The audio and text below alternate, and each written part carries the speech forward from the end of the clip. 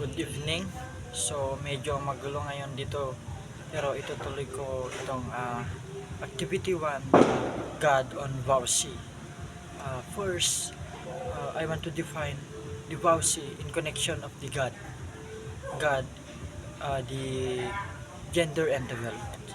So Vowsy encompasses any act of physical, psychological, sexual, and economic abuse committed against women and their children. So laws such as the Anti-Vowsy Act, Republic Act 9262 are designed to protect victims by offering legal recourse and support by holding perpetrators accountable. On the other hand, gender and development initiatives complement these legal measures by addressing the root causes of gender inequality, challenging traditional gender roles, and empowering women socially and economically.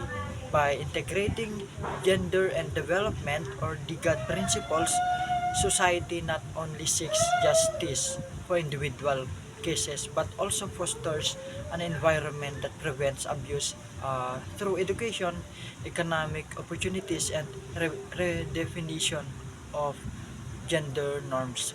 So, the case that I chose, it's all about the People versus Mendoza. This case is the GR number 204437, and in this case focuses on the People versus Mendoza. The, Sup- the Supreme Court of the Philippines convicted a man for violating the Republic Act 9262, specifically for causing psychological abuse to his wife. So the victim endured years of verbal abuse, humiliation, and threats, which deeply affected her emotional well-being. So the court emphasized that psychological abuse is just as harmful as physical violence and upheld the conviction, sentencing the accused to imprisonment. So the case set a precedent by recognizing the serious impact of psychological abuse, reinforcing that verbal and emotional violence can lead to criminal liability under the Republic Act 9262.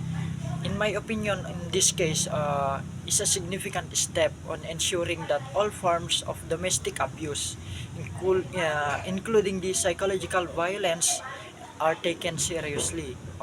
So many victims suffer in silence because they believe emotional and verbal abuse not punishable offenses.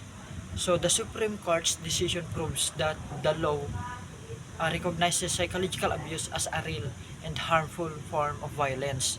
However, more needs to be done. So many victims still hesitate. Agasumjay, they are hesitate sa mga nangyari sa kanila. So to seek help due to fear. Sabi nga kanina dahil sa siguro sa takot nila, lack of financial independence, lalong-lalo na kung mahirap talaga, or societal stigma. So the Gender and Development Program must continue advocating for gender sensitivity training, psychological support for victims, and financially empowerment programs for women.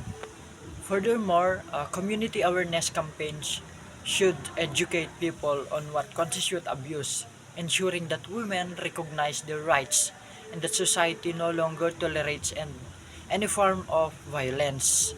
By strengthening both VAUSI laws and GAD initiatives, we can build safer, more equal society for all. And that's all.